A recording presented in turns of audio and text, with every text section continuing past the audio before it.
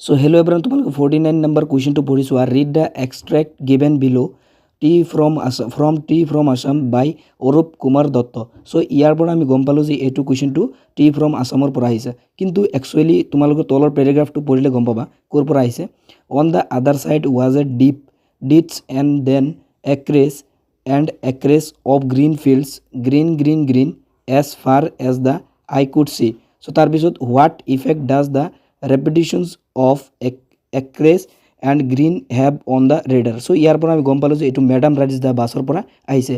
এতিয়া কথাটো হ'ল ওপৰত দিছে টি ফ্ৰম আসাম, কিন্তু ইয়াৰ ভিতৰত দিছে আকৌ তোমাৰ মেডাম ৰাইডছ দা বাছ। এতিয়া কি হ'ব, এই 2 মাৰ্কছটো কি হ'ব?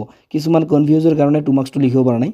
সো ইয়াৰ 2 মাৰ্কছটো তোমালোকে ধৰি দিয়া হ'ব। সেবাই এইটো ভুল কৰিছে, সো সেবাই এইটো তোমালোকে 2 মাৰ্কছটো ধৰি দিয়া হ'ব। কিন্তু কিছুমানে নাপায়। কোনবিলাকে নাপায়? যদি তুমি 49 নম্বৰ কুৱেশ্যনটো এটেণ্ড কৰিছা তেতিয়াহ'লেহে তুমি 2 মাৰ্কছটো পাবা। কিন্তু কিছুমানে ডাইৰেক্ট এৰি থৈ আহিছে, 49 নম্বৰটো লিখাই নাই, সো তোমালোকে কিন্তু 2 মাৰ্কছ নোপোৱা।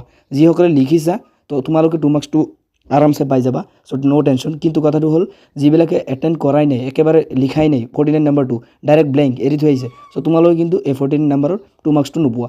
এইটো তোমালোকৰ কাৰণে গুড নিউজ।